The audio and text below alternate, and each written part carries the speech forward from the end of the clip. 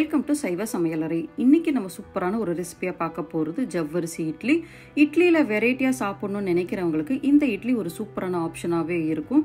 இந்த ஜவ்வரிசி உடம்புல இருக்க இன்ஃப்ளமேஷனை குறைச்சி கொலஸ்ட்ராலை கம்மி பண்ணி ஹார்ட் டிசீஸை தடுக்கிறதுக்கு உதவுதுன்னு ஒரு ரிசர்ச்சில் சொல்லியிருக்காங்க. இந்த இட்லி சாப்பிட்றதுக்கு நல்லா டேஸ்டாகவும் சாஃப்டாகவும் இருக்கும். இந்த ஜவ்வரிசி இட்லியை இப்போ எப்படி செய்யலாம் அப்படின்றத பார்க்கலாம் வாங்க. இந்த இட்லி செய்யறதுக்கு ஒரு கப் அளவு நைலான் ஜவ்வரிசி எடுத்து இந்த கிண்ணத்துல போட்டுக்கலாம். இதுக்கு நார்மல் ஜவ்வரிசி யூஸ் பண்ண வேண்டாம், நைலான் ஜவ்வரிசி தான் நல்லா இருக்கும். இதுல கொஞ்சமா தண்ணி விட்டு ஒரு தடவை நல்லா கழுவி அந்த தண்ணியை இருத்து எடுத்துக்கலாம். இப்போ நம்ம எந்த கப்பில் ஜவ்வரிசி அளந்து எடுத்தோமோ அதே கப்புக்கு ஒரு கப் அளவு தண்ணியை அந்த ஜவ்வரிசியில் ஊற்றி ஒரு தட்டை போட்டு மூடி 8 மணி நேரத்துக்கு ஊற விட்டுடலாம். பார்த்தீங்கன்னா ஜவ்வரிசி இப்போ நல்லா ஊறி இருக்கு. நம்ம முதல் நாள் நைட்டு ஊற வச்சோம், இது மறுநாள் காலையிலங்க. இதை அப்படியே ஒரு பக்கமாக எடுத்து வச்சுக்கலாம். இப்போ இட்லிக்கு மாவு ரெடி பண்ணுறதுக்காக அடுப்பை பற்ற வச்சு ஒரு பேன் வச்சுருக்கேன். இதில் 2 டேபிள் ஸ்பூன் அளவு எண்ணெய் விட்டுக்கலாம்.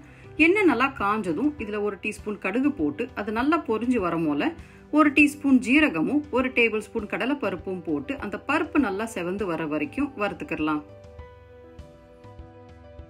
பருப்பு லேசாக செவந்து வரவும் இது கூட 1/4 டீஸ்பூன் அளவு பெருங்காயப்பொடியும் கொஞ்சமாக பொடியாக நறுக்கின கருவேப்பிலையை போட்டுக்கிட்டு நல்லா கலந்து விட்டுடலாம். நம்ம எந்த கப்பில் அந்த ஜவ்வரிசி அளந்து எடுத்தோமோ அதே கப்புக்கு 2 கப் அளவு ரவையை இது கூட சேர்த்துட்டு அந்த ரவையோட பச்சை வாசனை போய் நல்லா கமகமன்னு வாசனை வர வரைக்கும் வறுத்துக்கிடலாம். பார்த்தீங்கன்னா இப்போ ரவை நல்லா வறுபட்டுருச்சு. இதை அப்படியே இறக்கி கொஞ்ச நேரத்துக்கு ஆற விட்டுடலாம்.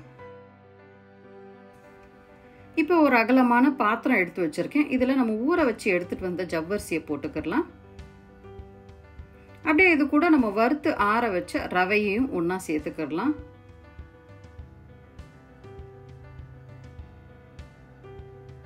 இப்போ இந்த மாவுக்கு தேவையான அளவு உப்பை சேர்த்துக்கலாம். அப்படியே இதை கலக்கிறதுக்காக 1/2 கப் அளவு புளிக்காத கட்டி தயிரை சேர்த்துட்டு இதை நல்லா கலந்துக்கலாம்.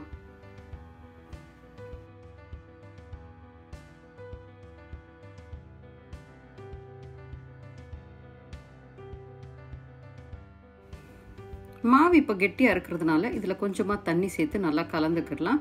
தண்ணி ஒரே தடவை ஊற்றிட வேண்டாம், மாவு இட்லி மாவு பதத்துக்கு இருக்கணும். அதனால கொஞ்சம் கொஞ்சமாக தண்ணி சேர்த்து அந்த இட்லி மாவு பதம் வர வரைக்கும் நல்லா கலந்து விட்டுக்கிடலாம்.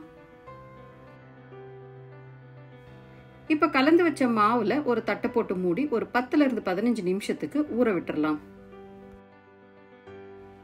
பார்த்தீங்கன்னா கலந்து வச்ச மாவில் போட்ட ரவை எல்லாம் இப்போ நல்லா ஊறி இருக்கு. இது கூட சேர்க்கறதுக்காக 2 கைப்பிடி அளவு பொடியா நறுக்கின கொத்தமல்லி எடுத்து வச்சிருக்கேன். இதை மாவோட சேர்த்துக்கலாம். உங்ககிட்ட சப்பக்கி கீரை இருந்ததுன்னா கீரை பாதி கொத்தமல்லி பாதின்னு சேர்த்துருக்கலாம். என்கிட்ட கீரை இல்லைன்றதுனால நான் வெறும் கொத்தமல்லி மட்டும் சேர்த்துருக்கேன். இங்கே ஒரு கிண்ணத்தில் 1 டேபிள் ஸ்பூன் அளவு தண்ணி எடுத்து வச்சிருக்கேன். அதில் 1 டீஸ்பூன் அளவு ஈனோ சால்ட்டை போட்டு நல்லா கலந்துட்டு இதை மாவில் ஊற்றி நல்லா கலந்துட்டோம்னா இப்போ இட்லி செய்யறதுக்கு மாவு ரெடி ஆயிடுச்சு. பார்த்தீங்கன்னா இட்லி தட்டில் எண்ணெய் நல்லா தடவி இருக்கேன். இதில் இட்லி மாவை ஊற்றிக்கிடலாம். இப்போ இட்லி வேக வைக்கிறதுக்காக ஸ்டவ்வில் பார்த்தீங்கன்னா இட்லி கொப்பரையில் தண்ணி நல்லா காஞ்சிட்டு இருக்கு. இதில் இட்லி தட்டை ஒவ்வொன்றா அடுக்கி இட்லி கொப்பரையோட மூடியை போட்டு மூடி ஒரு 10 நிமிஷத்துக்கு வேக வச்சுக்கிடலாம். இட்லி 10 நிமிஷமா வெந்துட்டு இருக்கு. இந்த இட்லி வெந்துருச்சான்னு பாக்குறதுக்காக அந்த கொப்பரை மூடியை ஓபன் பண்ணிட்டு ஒரு நைஃபை வச்சு இட்லியில குத்துனோம்னா அது கொஞ்சம் கூட ஒட்டாம டிரான்ஸ்பரண்டா வந்துச்சுன்னா இட்லி நல்லா வெந்துருச்சுன்றதை புரிஞ்சுக்கலாம். இப்போ இந்த இட்லி நல்லாவே வெந்துருச்சு. இந்த இட்லி தட்டை எடுத்து ஒரு 2 நிமிஷத்துக்கு ஆற விட்டு அந்த இட்லி எல்லாத்தையும் வேற ஒரு பிளேட்டுக்கு மாத்திக்கிட்டோம்னா சூப்பரான ஜவ்வரிசி இட்லி இப்போ தயாராயிடுச்சு. இந்த இட்லிக்கு தொட்டுக்கிறதுக்காக நான் இன்னைக்கு வெங்காய சட்னி தான் அரைச்சிருந்தேன். இது கூட சாகோ இல்லைன்னா சாம்பார் வச்சு சாப்பிட்டாலுமே ரொம்பவே சூப்பரா இருக்கும். நம்ம இன்னைக்கு செஞ்ச இந்த ஜவ்வரிசி இட்லி ரெசிபியை நீங்களும் ட்ரை பண்ணி பாருங்க. ட்ரை பண்ணிட்டு உங்களுக்கு எப்படி வந்தது அப்படின்றத கமெண்ட்ஸ்ல சொல்லுங்க. இந்த வீடியோ பிடிச்சிருந்ததுன்னா ஒரு லைக்கை கொடுத்துட்டு உங்க ஃப்ரெண்ட்ஸ் சர்க்கிளுக்கும் ஷேர் பண்ணி விடுங்க. இந்த வீடியோ பார்த்ததுக்கு ரொம்ப நன்றி.